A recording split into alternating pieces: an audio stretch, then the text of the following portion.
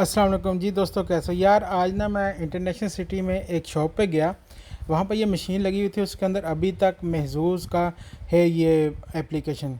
तो आप वहाँ पे जाएं, अगर इंटरनेशनल सिटी में है तो यहाँ पे जाके ये देखें, ये बिल्कुल काम भी कर रही है।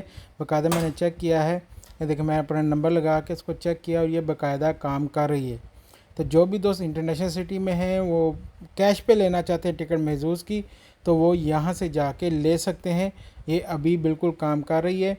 और इसकी पूरी लोकेशन वो भी मैं आपको बता देता हूँ, बिल्डिंग और किस क्लस्टर में, वो भी सारा। और ये मैंने आज ही 4 सितंबर को बनाई है और ये ग्रीस कलर क्लस्टर में है। और बिल्डिंग का नाम जो है ये बिल्कुल आपके सामने K07, Greece cluster international city K07। उस बिल्डिंग में आप जाएंगे तो ये मेन के ऊपर ही है।